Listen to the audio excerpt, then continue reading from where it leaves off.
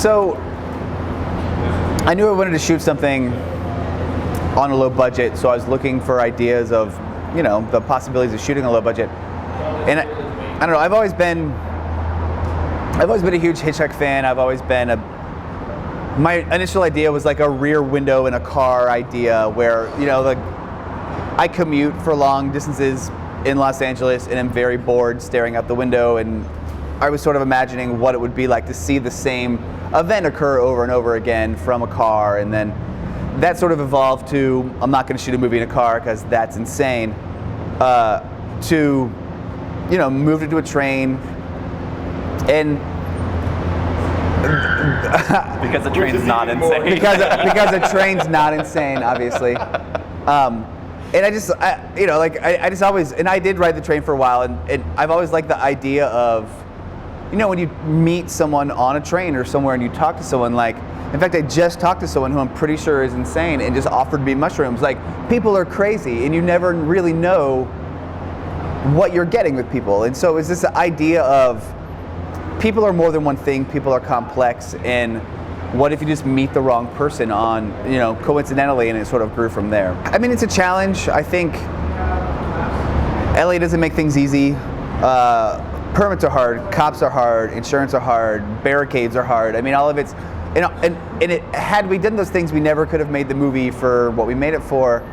And so, quite frankly, we really had to steal everything. I mean, we didn't get a single LA permit, which, should I be admitting to that? Should you be talking about? Okay. And so, we stole lots of stuff, and it's a challenge to drive around Los Angeles with a camera attached to your car while someone's on a bike. I mean, like, it's,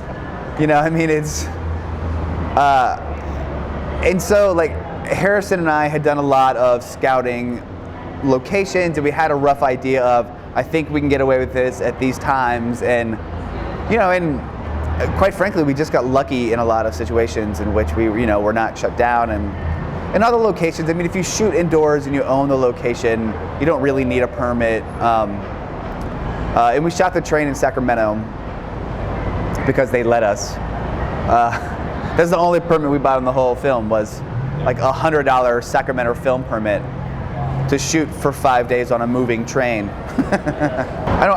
I'm a big fan of, like, just the idea of playing the tape through to the end, like, what's the natural course of events? I knew that if you were to kill someone, how would you do it? Like, what is the order of events in that situation? And I try to logically play it out, and what does that do to a human being that once they make that decision, their life is over? I mean, like, revenge, you dig 2 graves, that's a concept we talk about a lot, and I think,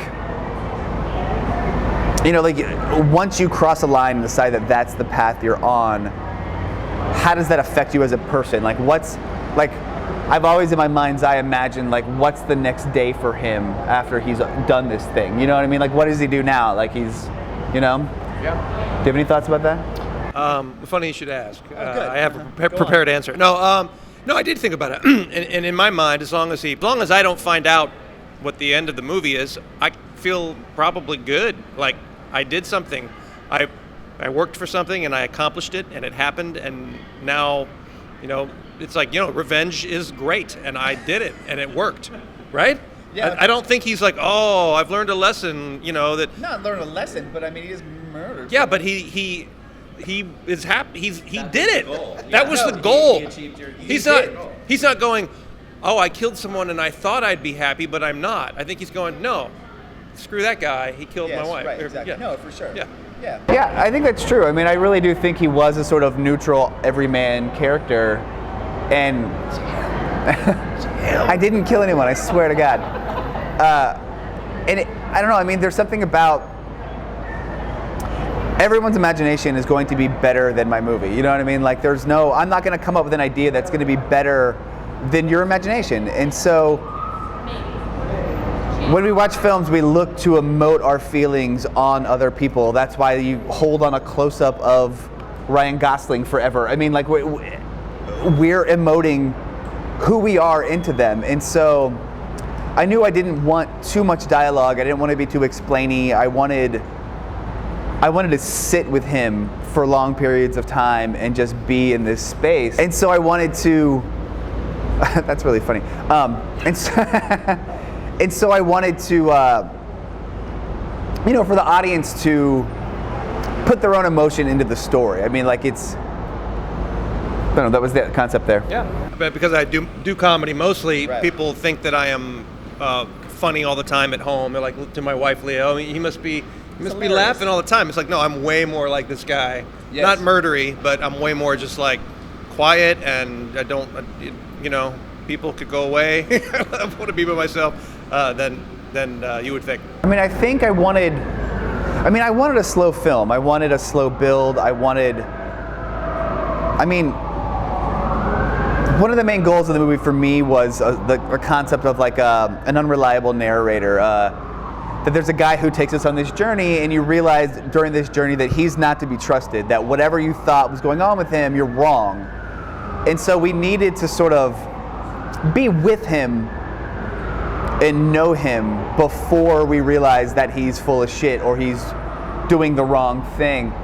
And so I don't know, and there's just something about I don't know if you've ever driven a bike through a city and gotten on a train. It's weird. Like it's a strange experience. It's like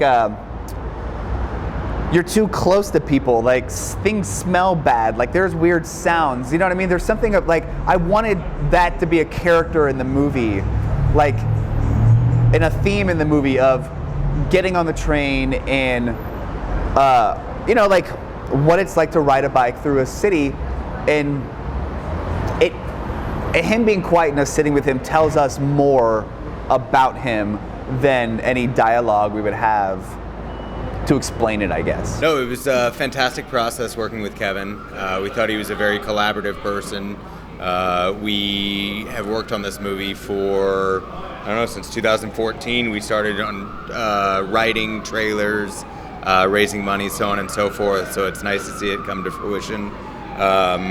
It was a really fantastic experience. He had a million things going on trying to make this, for this budget with this skeleton crew. So the fact that he didn't lose his mind, like if I think about doing stuff that you did, like walking up to people on trains, telling them to move, knocking on cop cars in downtown Sacramento. We're doing a shoot at the middle of the night in Sacramento, not the middle of the night, but Friday night, everyone's out partying on this main street, and he wants to do a shot of me getting up on the train, and there's a cop car in the way. So he knocks on the door, says, "Excuse me, we're making a movie. Would you mind moving?" or whatever you said. He was like, "Yeah, sure." That's different Yeah. between Sacramento and Los Angeles. Los But- Angeles would have arrested me. But also like I can't imagine. I would never do that. So it's like the fact that you're just like doing thinking all of this stuff and just doing it and seeming calm the whole time was amazing. Personally, I've known Kevin's for 20 some odd years at this point. We went to college together, and he tried to rope me into this film a few times before I actually said I would do it. And he kept coming to me with like, "Well, would you do this for me? Would you do that?" And I was like, "I don't know." And then I read the script and I really loved it. And I think supporting your friends is a very important thing to do, especially when you're making something for no money. And I believed in the project, and he's great to work with. It's very collaborative.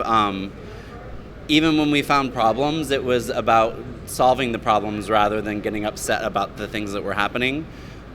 So the experience was great. I also have known Kevin for years and years and years. Since college, we were in bands together, and when I heard he was making this movie, my thought was, I better be doing the music for this movie.